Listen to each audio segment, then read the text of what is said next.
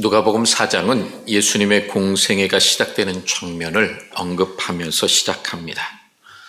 예수님께서 40일간 금식하시면서 사단의 시험을 말씀으로 이기셨습니다. 그리고 갈릴리에 가셔서 성령의 능력으로 여러 회당에서 말씀을 가르치시고 칭찬을 받으셨습니다. 그리고 그곳에서 많은 기적과 이사를 펼치신 후에 자신의 고향 나사렛으로 도착하셨습니다. 마침 나사렛에 도착한 그날이 안식일이라 회당에 가셔서 전례대로 이사야 61장의 말씀을 읽으시고 이 글이 오늘 너희 귀에 응하였느니라 라고 선포하셨습니다. 나사렛 사람들은 갈릴리에서 들려진 예수님에 대한 소문을 들었습니다. 그리고 안식일의 회당에서 예수님의 말씀을 들었습니다. 그런데 이 나사렛 사람들의 반응은 차갑습니다. 그들의 반응은 이렇습니다. 이는 요셉의 아들이 아니냐라고 말합니다. 똑같은 상황을 기록하고 있는 마가복음 6장 2절과 3절에도 보게 되면 이렇게 말합니다. 이 사람이 어디서 이런 것을 얻었느냐? 이 사람이 받은 지혜와 그 손으로 이루어지는 이런 권능이 어찌 됨이냐? 이 사람이 마리아의 아들 목수가 아니냐? 야고보와 요셉과 유다와 시몬의 형제가 아니냐? 그 누이들이 우리와 함께 여기 있지 아니하냐 하면서 예수님을 배척했다라고 마가복음 6장은 기록하고 있습니다. 나사렛 사람들은 예수님께서 지금 들려주신 그 말씀보다 그들이 지금까지 갖고 있었던 고정관념, 그들이 지금까지 갖고 있었던 경험을 더 의지했던 것입니다. 일개 목수였던 요셉의 아들, 그 아버지가 죽고 난 이후에 아버지의 일을 이어받은 이 30대 청년이 이런 말씀을 선포한다는 것 자체가 도저히 받아들일 수 없었던 것입니다. 그래서 예수님에게 내가 갈릴리에서 기적과 이사를 행하였는데 여기서도 행하라 라고 예수님께 요청합니다. 그러자 예수님께서 그들에게 대답하시는 말이 참 멋있습니다. 선지자가 고향에서는 환영을 받는 자가 없느니라. 왜 내 말을 듣지 않느냐, 의심하느냐라고 그들을 책망하기보다는 담담하게 한마디 말씀을 하십니다. 지금 자신의 눈앞에서 예수님의 그 말씀을 듣고도 받아들이지 못하는 나사렛 사람들의 모습 속에서 바로 우리의 모습을 보게 됩니다. 하나님의 아들 예수 그리스도, 그분을 믿음으로 우리는 하나님의 자녀가 되었습니다. 구원의 은총 가운데 살아갑니다. 그런데 여전히 우리들의 경험, 습관, 과거의 모습을 버리지 못하고 있습니다. 말씀이 선포될 때 그 말씀을 내가 받아들이고 아멘으로 순종해야 할 텐데 이 말씀이 과연 맞느냐라고 의심하고 있습니다. 이러한 나사렛 사람들의 차가운 반응을 보시면서 예수님께서 엘리야와 엘리사 선지자의 이야기를 통하여 이방인에게 일어난 구원 사건에 대하여 말씀하십니다. 그러면서 먼저 25절과 26절에 엘리야 선지자를 통하여 일어난 사건을 말씀하십니다. 우리가 잘 아는 것처럼 이 사건은 열왕기상 17장과 18장에 걸쳐서 기록된 사건입니다. 엘리야 선지자가 활동하던 그 시대에 하나님의 명령에 의하여 하늘이 3년 6개월 동안 닫혀서 비를 내리지 않으므로 기근, 가뭄이 와서 큰 흉년이 들게 되었던 것입니다. 이스라엘 사람들뿐만 아니라 많은 사람들이 먹을 것을 구하지 못해 죽어가던 상황이었습니다. 그때에 이스라엘의 많은 과부가, 많은 여인들이 있었지만 그 중에 한 사람에게도 엘리야는 보내심을 받지 않았습니다. 오직 시돈 땅에 있는 이방 땅에 있는 이 사렙다 과부에게 보냄을 받았던 것입니다. 북이스라엘의 아합 왕이 이세벨과 함께 바알과 아세라라고 하는 우상을 섬기면서 하나님께로부터 점점 멀어졌기 때문에 하나님의 징계로 그리고 하나님의 심판으로 그 땅에 어려움이, 흉년이, 고통이 오게 되었던 것입니다. 하나님의 말씀대로 가뭄이 지속되면서 엘리야 선지자조차 제대로 필요한 것들을 공급하지 못하는 상황입니다. 이스라엘 땅에서 엘리야를 공귀하며 대접하는 사람이 없었습니다. 하나님은 이방인에게 엘리야를 보내게 됩니다. 이 이방 여인을 통하여 하나님께서 엘리야를 공급하시고 엘리야에게 은혜를 허락해 주셨는데 이 사건에서 우리가 꼭 기억해야 할 것이 있습니다. 이방 여인이 엘리야 선지자의 말씀에 순종했다라고 하는 것입니다. 엘리야가 그 이방 여인을 만날 때에 그 여인은 자신의 아들과 마지막에 먹고 죽으려고 나뭇가지를 주우며 최후의 양식을 준비하고 있었던 때였습니다. 그때에 엘리야가 그 여인에게 말합니다. 이것을 내게 주어 먹게 하라. 이 여인은 엘리야의 그 이야기에 순종했습니다. 그 순종한 여인을 통하여 공개받고 난 이후에 엘리야가 그 여인에게 이야기합니다. 여호와의 비가 이스라엘에 내리기까지 그 통의 가루가 떨어지지 아니하고 그 병의 기름이 없어지지 아니할 것이다 라고 축복하였고 그것이 이루어졌습니다. 정작 하나님의 백성들은 극심한 가뭄에 고통스러워하고 그 가뭄을 야기시켰던 아합 왕은 회개하지 않고 엘리야를 향하여 이스라엘을 괴롭게 하는 자라고 비난합니다. 우상 숭배를 통하여 가뭄을 가져온 자가 바로 자신 아합 왕임에도 불구하고 자신의 잘못은 전혀 회개하지 않고 남을 비난하는데 힘쓰고 있었던 것입니다. 엘리야는 그 가뭄과 그리고 그 고통이 아합 왕의 우상 숭배, 이스라엘 백성들의 하나님을 외면하는 것에 기인한 것이라고 분명히 지적합니다. 그리고 아합 왕이여 당신과 당신의 집이 이스라엘을 괴롭게 하고 있습니다라고 분명하게 반박합니다. 왜 예수님은 이 엘리야가 가뭄의 때에 이방의 한 가난한 여인에게 공개받았던 사실을 말씀하셨을까요?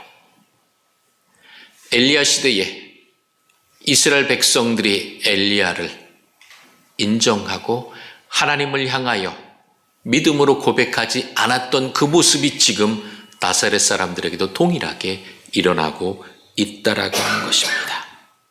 너희도 하나님의 자녀로 메시아로 그리스도로 이 땅에 온 예수님을 배척하고 있다라고 하는 사실을 예수님께서 지적하신 것입니다. 하나님을 통하여 내가 너희를 구원하기 위하여 이 땅에 왔는데 너희들은 여전히 나를 배척하고 있구나라고 예수님은 말씀하신 것입니다. 그래서 예수님께서는 스스로 그 고정관념과 편견에 빠져서 예수님을 배척하는 나사렛 사람들 그리고 스스로를 선민이라고 자부하면서 착각에 빠져 있고 자기의에 빠져 있는 이스라엘 백성들을 향하여 하나님께서 베푸신 구원의 은총은 이스라엘에게만 한정된 것이 아니라 모든 인류를 향한 것이다. 그러므로 이방 여인에게 베풀어 주신 이 사랑의 사건을 듣고 깨달으라고 예수님은 말씀하셨던 것입니다. 예수님께서는 이 엘리야 선지자의 이야기에서 그치신 것이 아니라 거기에서 한 걸음 더 나아가 27절에 엘리사 때에 일어난 일을 말씀합니다. 엘리사 때에 이스라엘에 많은 나병 환자가 있었는데 그중 한 사람도 깨끗함을 얻지 못했다. 그러나 오직 수리아 사람, 아람의 군대 장관이었던 나아만 그만이 깨끗함을 받았다라고 말씀합니다. 이 나아만 장군에 대한 이야기는 열왕기하 5장 1절부터 14절에 기록되어 있습니다.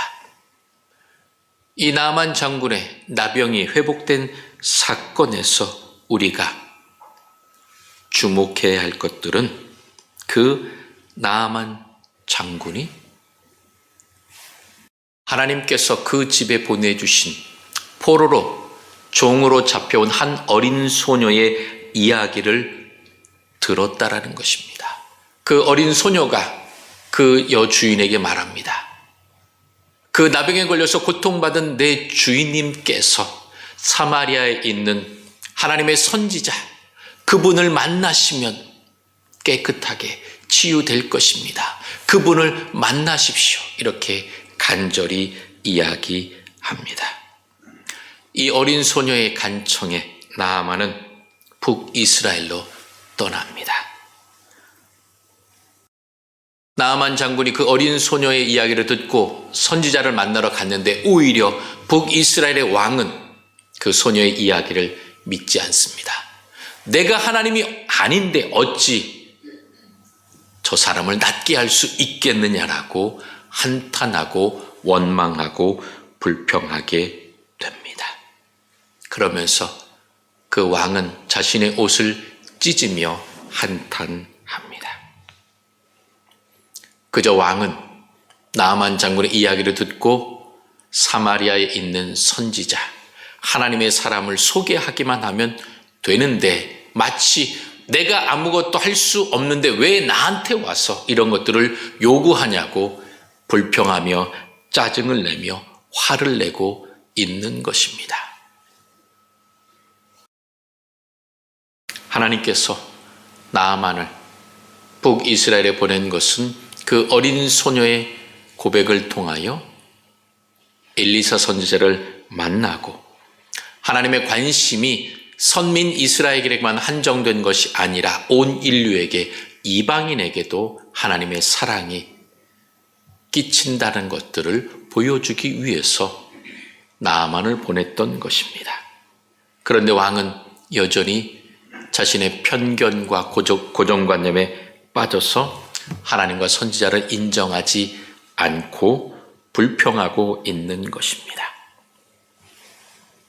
결국 엘리사 선지자가 왕에게 편지를 보내어 왕은 나아만 장군을 엘리사 선지자에게 보냈고 엘리사 선지자를 만난 이후에 나아만 장군은 그 나병으로부터 나음을 입게 됩니다.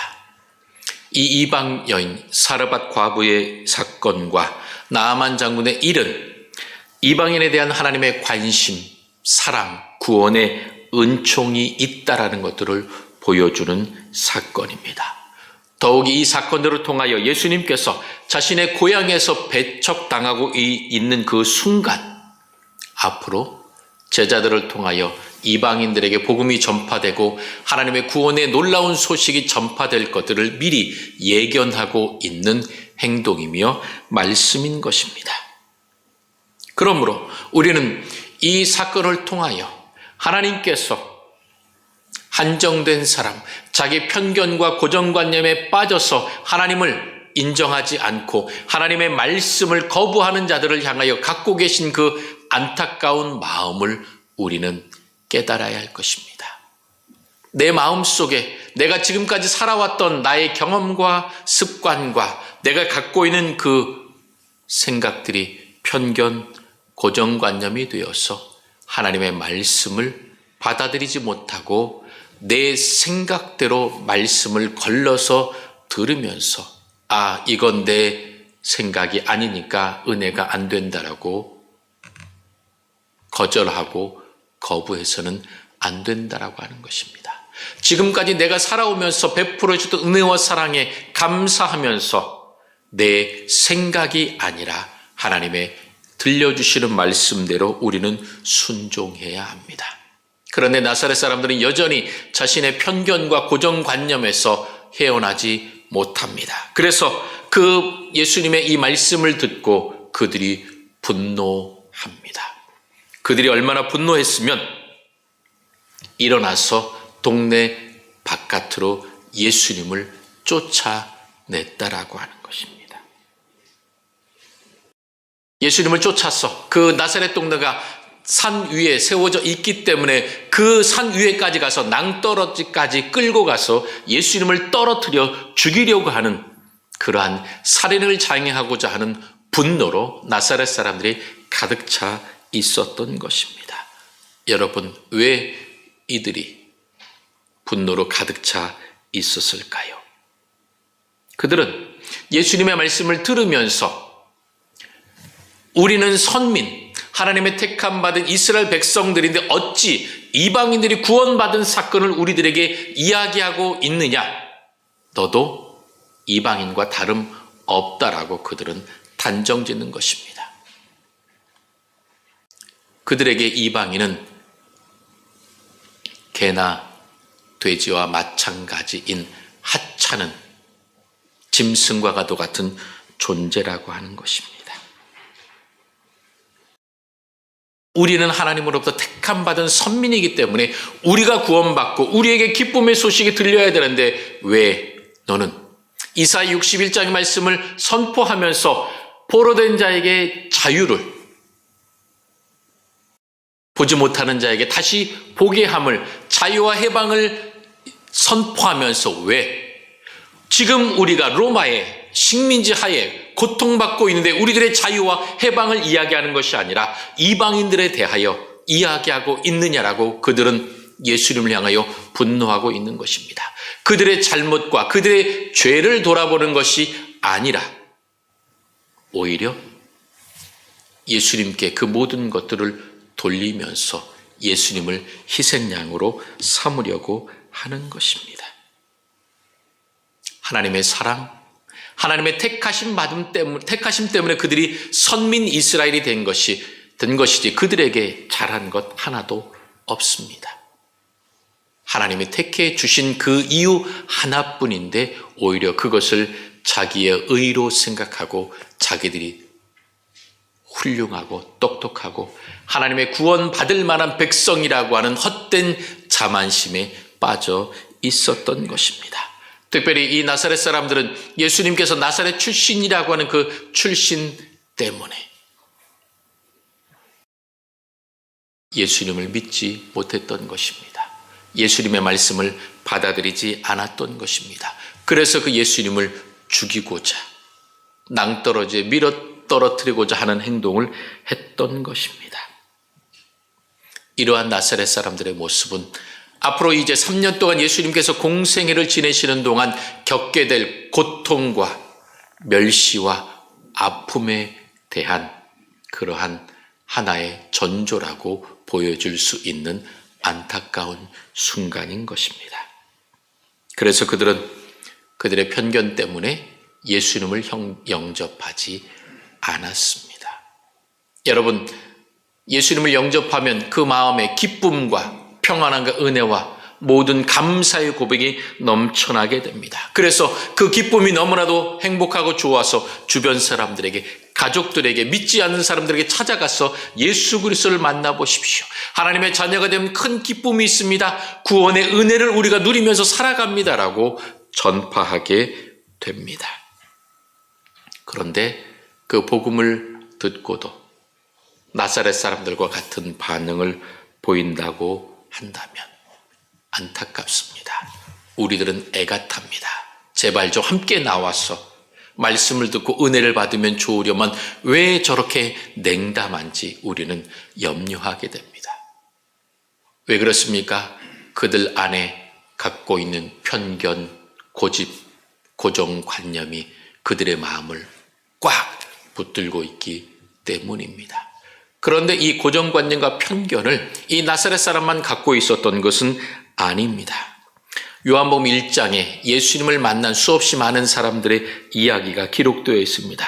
그들 중에서 특별히 예수님을 만난 빌립은 자신의 친구 나다나엘에 가서 이렇게 말합니다.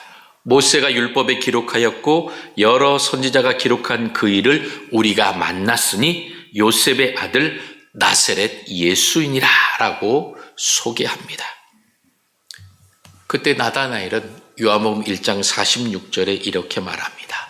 나사렛에서 무슨 선한 것이 날 수 있느냐라고 반문합니다.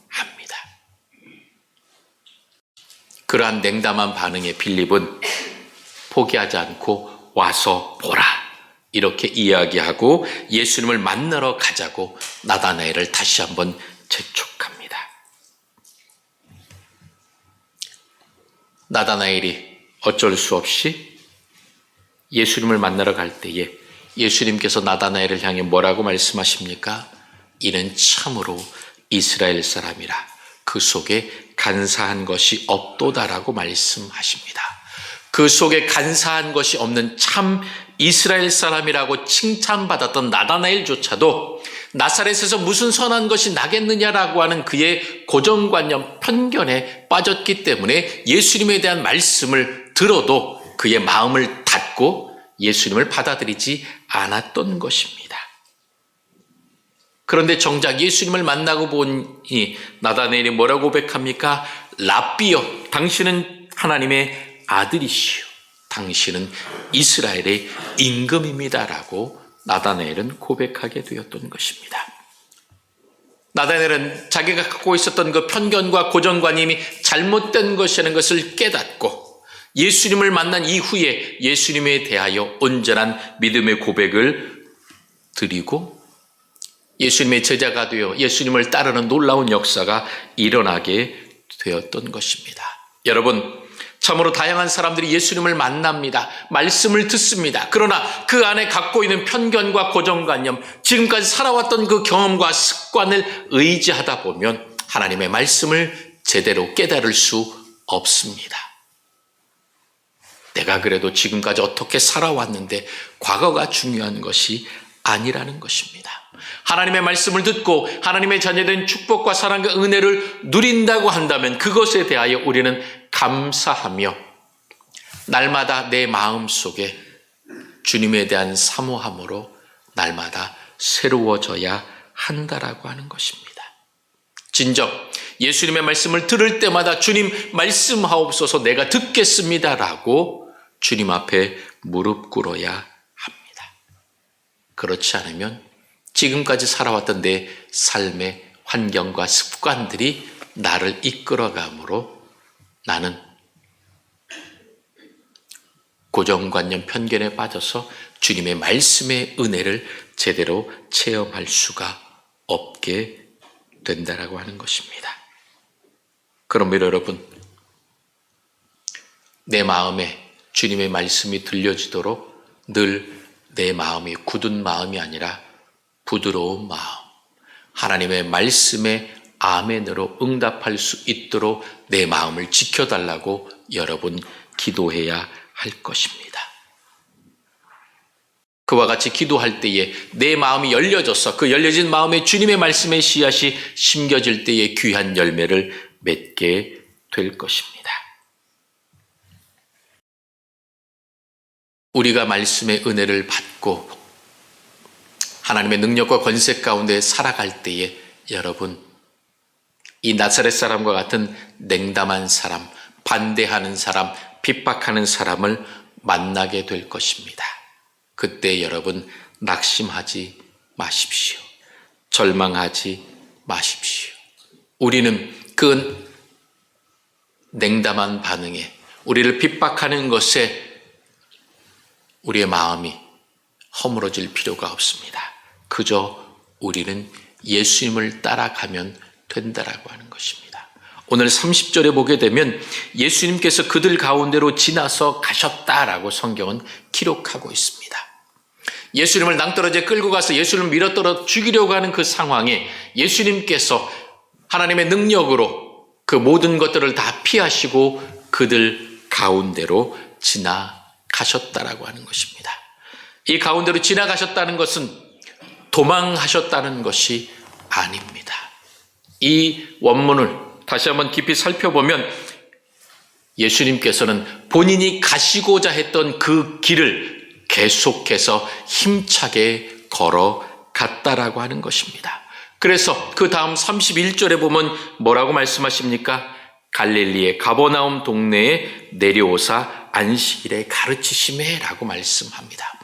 예수님은 이 나사렛 사람들의 죽음의 위협에 굴복하지 않으시고 내가 복음을 위하여 내 생명을 십자가에 다 줌으로 인류를 구원하기에 왔다라고 하는 그 자신의 사명을 감당하기 위하여 그 나사렛에서 갈릴리 가버나움으로 가셔서 복음을 여전히 가르치시는 그 주님의 걸음을, 행동을 계속 하셨다라고 하는 것입니다. 여러분, 앞으로 우리가 가야 할 그 길, 우리가 내디뎌야 할 걸음은 복음의 걸음이요, 은혜의 걸음이요, 나를 사랑해 주신 것에 대한 감사와 찬양의 고백이 날마다 이루어져야 하는 삶이라고 하는 것입니다. 여러분, 1월 한 달을 보내고 이제 2월 첫 주일을 맞이하며 오늘 말씀을 통하여 우리가 다짐하고 결단해야 합니다. 우리가 올 한 해 실천 목표로 세운 대로 주님의 말씀을 매일 읽고 매일 교회를 위해서 기도하며 매일 나를 사랑해 주신 그 주님의 사랑과 구원의 은총을 전파하면서 우리는 한 걸음 한 걸음 묵묵히 걸어가야 할 것입니다.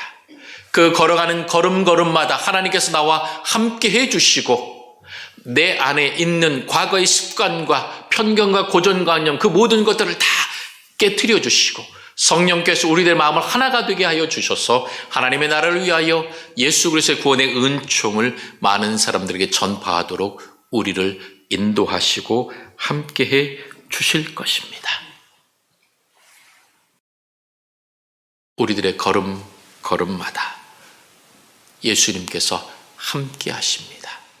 성령 하나님께서 늘 말할 수 없는 탄식으로 우리를 위해서 기도하고 계십니다. 그러므로 어떤 상황이든지 우리가 가야 할 그 믿음의 길을, 순종의 길을 힘있게 내디뎌 가시고 그럴 때마다 전능하신 하나님께서 우리를 돌보아 주시고 함께해 주실 것입니다. 편견, 고집, 불평과 원망으로 우리를 위협하는 이 세상 가운데에서도 우리는 주님의 보호하심 가운데에 평안한 걸음을 내디뎌 가면서 하나님의 사랑과 구원의 은총을 많은 사람들에게 전함으로 하나님의 기쁨이 될 뿐만 아니라 하나님께서 베푸시는 사랑과 은혜의 손길 가운데 날마다 행복한 삶을 살아가시는 행복한 인생, 생명구원의 역사를 이루어내는 주님의 주인공으로 날마다 살아가시기를 주님의 이름으로 축원합니다.